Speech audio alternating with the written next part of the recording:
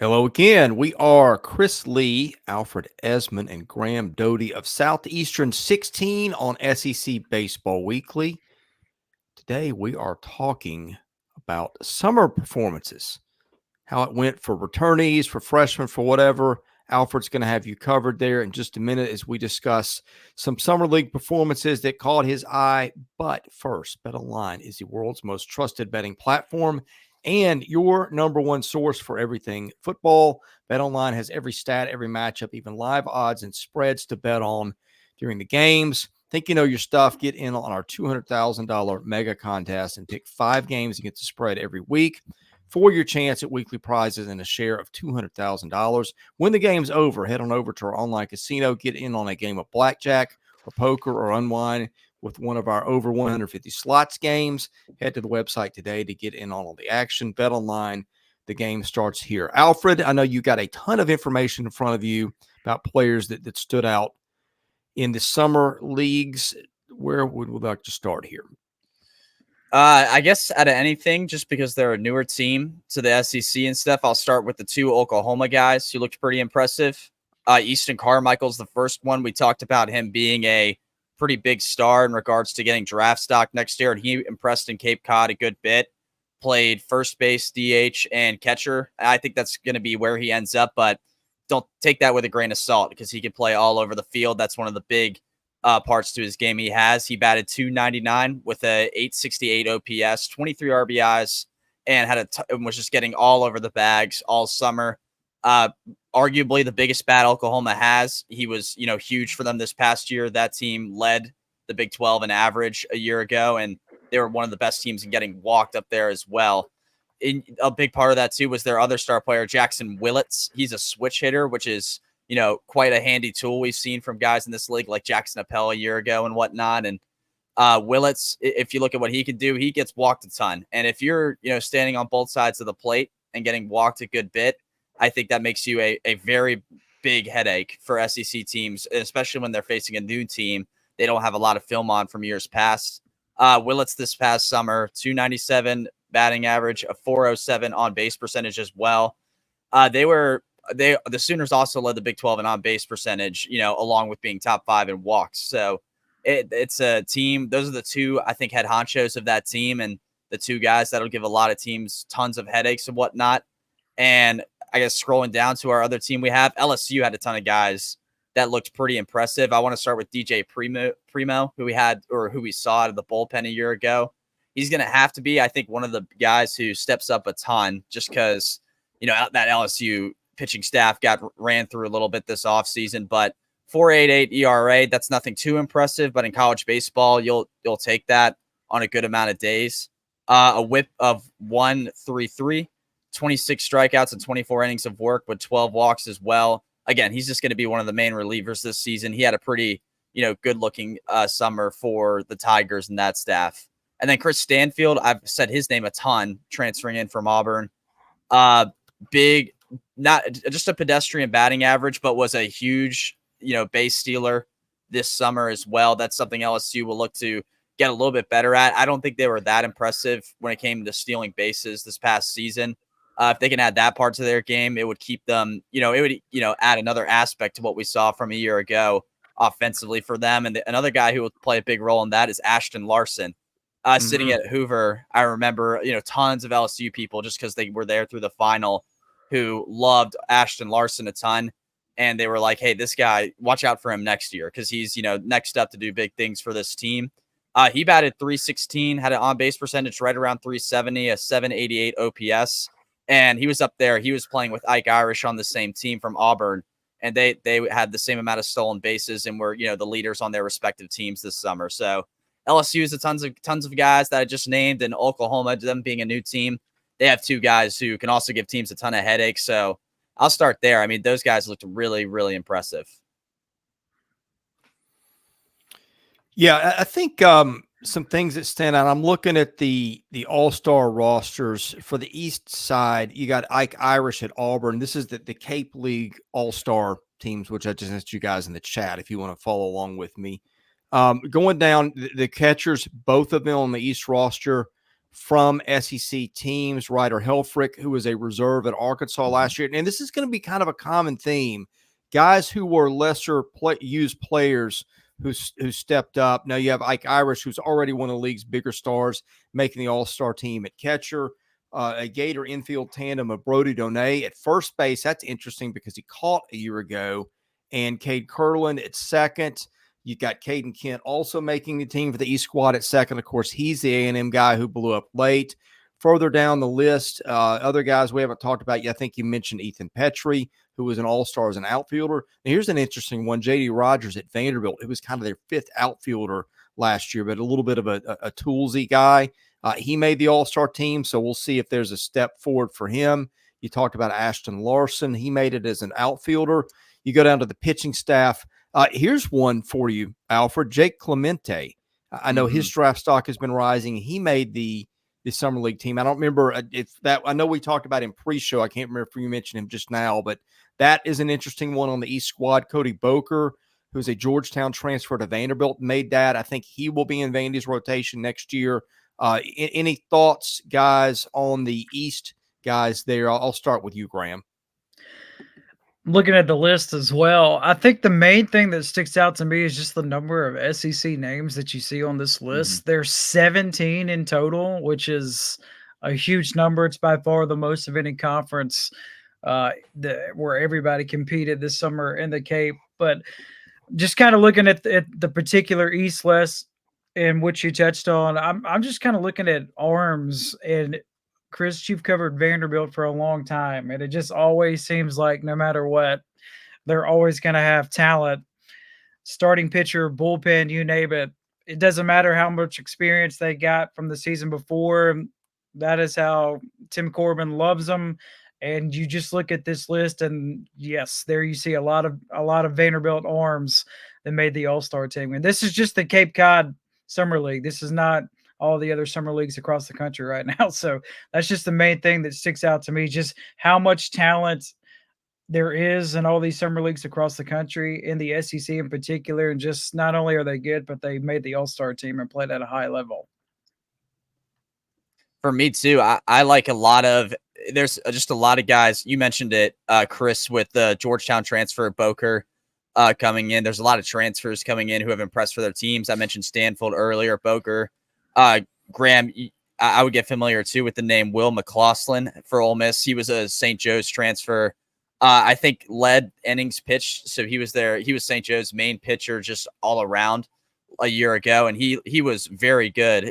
Granted, he only did 14 2/3 innings of work this summer, but a 1.23 ERA and 21 strikeouts over that time with a WHIP under 1. That's something you like to see. I don't know if he's going to be used as a reliever or starter, but you could go a lot of ways, obviously, in that Ole Miss pitching department at this point with him. He's a guy, who's going to be a big time arm for them, it seems like, and he impressed a lot during Summer League too. So again, the transfers coming in, and then guys who didn't get as much playing time a year ago, like Larson and then J.D. Rogers for Vandy, really showing up and showing off are good signs for teams that, look to have that kind of production from guys that they didn't get a year ago. The West All-Star team, some names we haven't gotten into. Eric Snow, second baseman at Auburn. He's a South Florida transfer. Moving down the list, Jayson Jones, outfielder, pretty highly regarded guy who got in their program last year as a freshman but didn't play a lot. Arkansas didn't necessarily have a lot of outstanding lineup pieces, but had a lot that didn't really distinguish. And so he didn't break through against an older bunch. But I think with a good summer, that's something to watch. Braden Holcomb at Vanderbilt is an interesting one. They list him as a utility player. He is a kid with monster power, maybe about the strongest kid in the league next year. That's a guy that I'm circling in terms of guys who could take a step up. You mentioned Chris Stanfield transferring from Auburn to LSU. Going down the list, Tate McGuire, Arkansas, and Parker Coil, who was part of their bullpen last year, also made the All-Star team. So anything to wrap up here on the Cape, Alfred? Yeah, we skipped over his name too. Another guy with or maybe we just said it briefly and then moved on, but another guy with a ton of power is Ethan Petry. I mean, I think he's going to be, he's going to have a ton of upside this season. I think he could be one of the best hitters in this league. And now he has Paul Maneri coaching him. The sky's the limit. He was very good this summer league as well. Let me pull up his numbers here. Here they are. 360 batting average, an on-base percentage of almost 500, which is insane to me. So not only is he hitting for power with 11 home runs, he's getting on base a good bit, and that shot that OPS up to beyond 1.2. So great stuff from Petry during the summer. He did good stuff last year as well. And again, I think if you're for the South Carolina folks out here, you have a really good hitter on your hands, and this guy is going to be the anchor to your lineup when you need a big hit in big spots. Alfred, does it say where he played? I think they listed him as an outfielder, but I think he's played third, he's played first. I just wonder where he was used the most in the Cape last year or this summer. I'm trying to see. It was on this site. We saw a lot of guys do that though. Ike Irish, I was looking up during this. Yeah. He played. I mean, he played more than I thought he did. He played first. He was in the outfield. He DH. So that pretty much covers all 9 positions of the field. So that's something that Auburn can use very helpfully. As for Petry, I'm not sure. It's got him in right field. Right field? Okay. Yeah. So he played in the outfield. I'm interested, when we start doing our team previews as the season gets closer, maybe they could put him in different spots depending on who they brought in and who they have. But it makes it easier for coaches too, on top of that, with guys like him and Ike Irish, for sure, to say the least. Mm-hmm. And back to Irish, if he can stand out behind the plate where he didn't always stand out last year, I think he may be getting first round grades anyway, but I would think that would really seal it. Graham, anything else on the Cape that stands out to you? Everything that Alfred just touched on right there with Petry, you got to remember those stats and numbers, that's with wooden bats. So normally in the Cape, it takes you, I don't know, a couple of weeks to get adjusted to everything. The fact that he put up 11 home runs in less than 50 games with a wooden bat against elite level pitching across the country, like you said, Alfred, South Carolina fans really have to be ecstatic with what they saw out of him this summer, because the sky's the limit for him. Yeah. Alfred, moving on to other leagues outside the Cape, what have we got that stands out? Well, I got this right before, actually, you sent me this right before we got on here. Ryker Waite is a recruit going to Vandy this year. He was incredible. My jaw did drop looking at what he did. I can't remember the number of games, but it was more. I think it was 36, 54 stolen bases. So if he plays a lot this year and you're a catcher, you have to be on high alert when he's on the base path. He hit the ball well too. 344 batting average, walked way more than he struck out. This is a guy for Vandy who can really turn the tables, this upcoming season, and turn a lot of heads if Tim Corbin gives him time to play. And he's got it. That was out of the Florida league. So that was very nice to see out of him. That was a name that stood out and that you sent me, and I'm highly impressed with what he was able to do. Yeah, I don't know if Graham was catching those games that he was playing, maybe, or what the environment was. But I mean, and that's when I sent you, just because like you looked at it like that, and I don't know how that translates or does it. They're going to have a deep infield, but like seeing a guy stealing 54 bags in 36 games, and we started doing the math. Like, okay, if you take out the extra base hits and add in, like, he was on first base 55 times and stole 54 bases. And I can promise you, if I was catching, he would have better numbers. I can promise you that. Yeah, that was one that just somebody sent me this summer. I didn't know, and I was like, whoa, you don't ever, and especially in this day of age of launch angles and all those things. It is interesting. I'm hoping stolen bases kind of make their way back in the game. You're seeing it at the big league level. And you're seeing some teams in the SEC that never run. You got a couple like Vandy and Kentucky that'll run a lot, but that'll be interesting to see if that does or doesn't translate. But any other summer ball notes here, guys? Alfred, anything we didn't get to here in our discussion of summer ball numbers? Numbers wise, I don't really think so. I'm looking at other guys that did great. I mean, I think Ryder Helfrich too for Arkansas was a huge summer for him. He had some power with 11 home runs. and he stole some bases as well. So he was like a latecomer into the, how good he did, because he switched teams in the middle of the summer leagues, and it was his second team, Brewster, I think was the name, where he did very good. Another guy who benefited from that as well is Jet Johnston. I'm excited for him at Auburn. I really think he's going to get a big opportunity this season with Butch Thompson at the helm, because, he just kind of sat in the dugout a good bit with Schlossnagle at A&M, and then he comes here and, again, started slow in Cape Cod, but then he moved teams and he started batting over 300, was getting on base almost 500% of the time. Granted, that was like 30 at bats, but it was clear, that something was there once he made that change. So those are two guys that benefited from that, with Helfrich and Johnston, and excited for both of them. Those are two guys, hopefully, that'll get a lot more playing time with their teams. And Graham, we were talking before the show. Sometimes guys really pop late in this league who haven't shown much before. Yeah, these leagues, not just the Cape League, but I mean all these leagues across the country, it's kind of an avenue for, if you're a player in the SEC or any conference, really, if you did not get a lot of action, a lot of innings, whatever, no matter what position you play in, these leagues are designed to where you're going to go somewhere and you're going to get some innings. You're going to work on whatever your head coach at your school wants you to work on. If you're a pitcher, position players, try to work on stolen bases, whatever the case may be. I mean, I've seen this in my family firsthand with Hunter Renfroe when he was at Mississippi State. Hunter played, when I say he played at a small school in Mississippi, like my mom went there. All my aunts, uncles, and cousins went there. It's tiny. K through 12, Capaya Academy, home of the Colonels. Shout out Capaya. It's, when I say it's small, like, guys, it's small. So when Hunter was playing there, it's private league.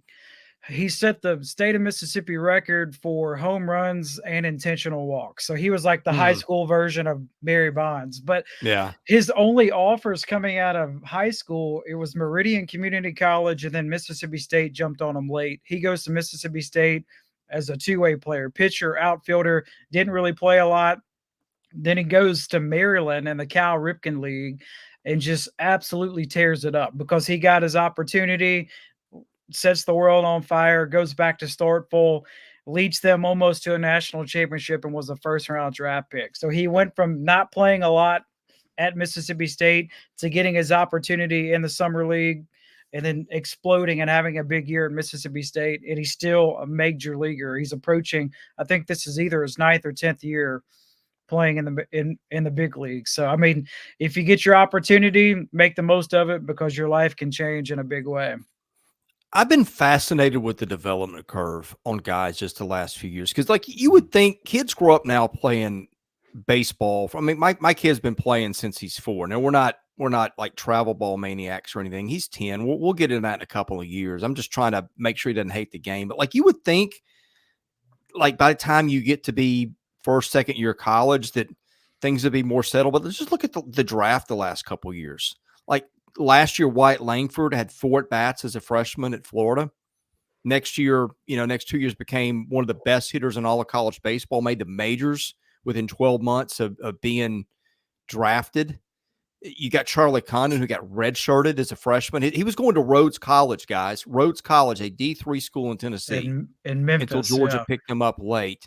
And ended up redshirting. We know what he did the last 2 years was I think the 5th guy off the board or whatever it was. He was a top 10 pick easily, and in the running for 1-1. Like it's just amazing to me. Like you would think all these guys play so much ball and they're so advanced, and you would think that we would just eliminate the possibility of a guy just not just popping out of nothing and being a factor, but being like a superstar in the toughest league there is, and then getting drafted inside the top 5 or top 10. All that to say, Graham, don't, along with your story, don't count guys out just because they haven't yet. And that's why summer leagues, among other things, are interesting. Yeah, I mean, and I highly recommend, if you're a fan of baseball in general, go to a summer league game, especially in the Cape Cod Baseball League. I spent 2 summers there. I can't recommend it enough. The games are free. You don't have to pay for anything. You just show up and you watch the best college baseball players in the country. You play at 4:00 if your stadium doesn't have lights. If your stadium has lights, you play at 7:00. You live with a host family. I'm very close with my host family to this day. I lived in Chatham, but the team I broadcast games for, we were the Brewster Whitecaps, and still close with my host family. Like they were in my wedding, you name it. So it's a fun event. Ate the most lobster in my life ever. It's fantastic. And so if you've never been to the Cape for the Cape League, can't recommend it enough. And then I had friends that played and broadcast in the Alaskan League, and Oh, wow. what they're known for, they have the game that starts at midnight and Yeah. the sun never sets. So Yeah. it's bright and you're playing until 2 or 3 o'clock in the morning, which is, I can't imagine what that feels like, but that's like the famous game in the Alaskan League. I'll tell you what it feels like when trying to sleep. It stinks because I've stayed up there when it was, Right. I stayed at somebody's house and like they didn't put up much in the way of curtains and it was 3 a.m. and still bright. That was not a lot of fun. But And anyway. it feels like it's 4 o'clock in the afternoon. Yeah. It's disorienting. But Alfred, anything else on summer ball before we move on to a little scheduling thing that was set today, I think, or recently? No, you guys really hit it on the head. Developmentally, these are going to become even bigger, I think, over the course of time with how at least players feel about them. I mean, we named names of people but they just didn't play a lot last year, and how they did is like, oh, well, they might turn a head or two this upcoming season for college baseball. And Graham, I mean, the people, it's a grind from what I'm getting, living up there and, having a job and then going to the ballpark and doing all that stuff. And, I had a friend as well this summer do the Alaskan League for the Anchorage Bucks. Shout out to him. A lot of just, players you don't necessarily know about. You get to see what they do, and it's great. It's really a player's thing for their own development, and I think it's just going to get bigger as time goes on.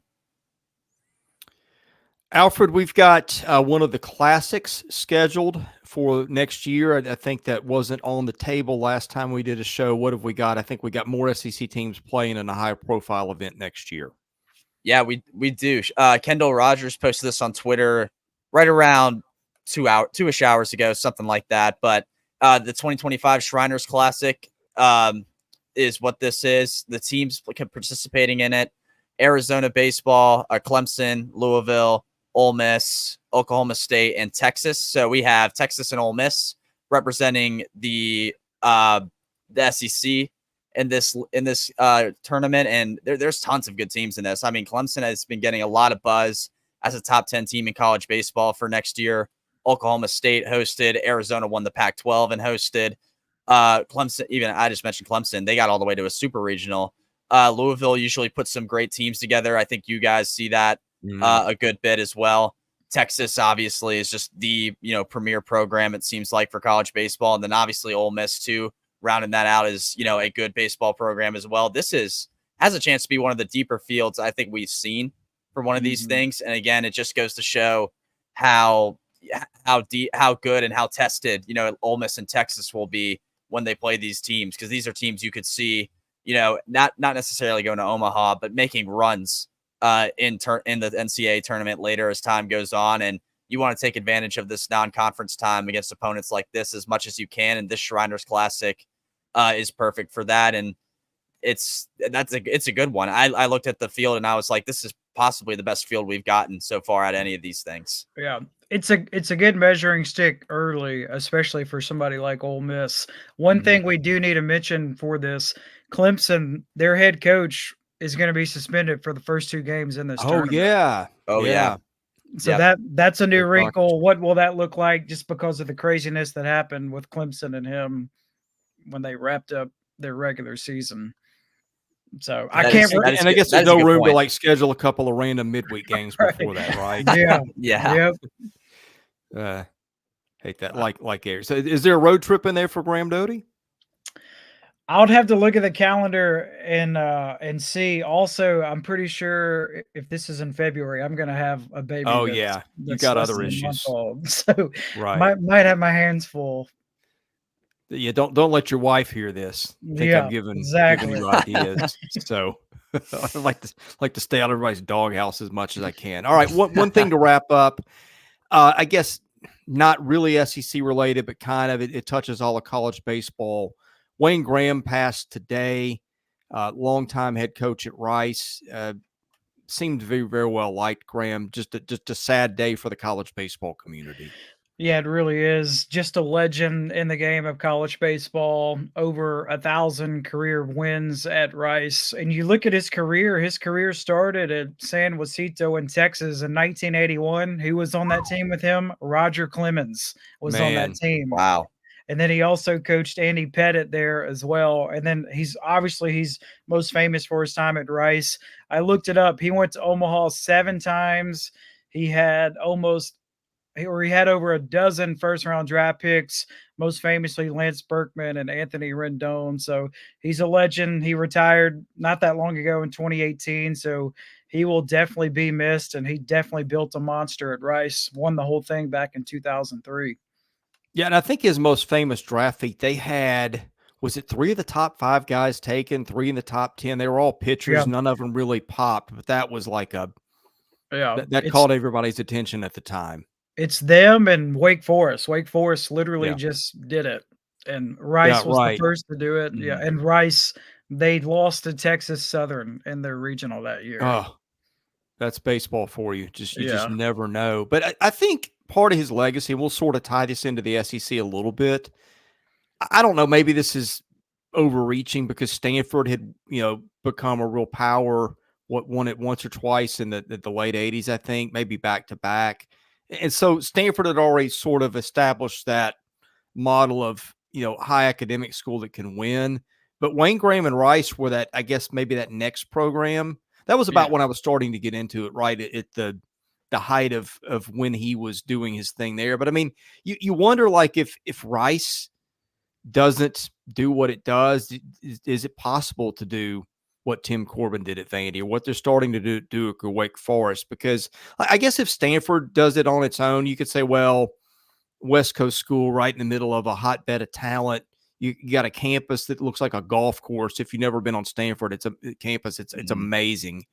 But I do wonder, like, if Wayne Graham doesn't do what he does, do you have a Tim Corbin? Do you have a Wake Forest popping up? I wonder if it looks differently. It's a fun conversation to have for sure. To me, it makes what he did more challenging because he was not in a Power 5 conference. He was in 3 different conferences throughout the course of his tenure. Yeah, longest with Conference USA. But I mean, it's a fun conversation to have, and I mean, you definitely have to consider that he paved the way for the programs like Vanderbilt and now Wake Forest, like you said. Yeah. Gentlemen, any parting thoughts on the way out? I'll start with you, Alfred.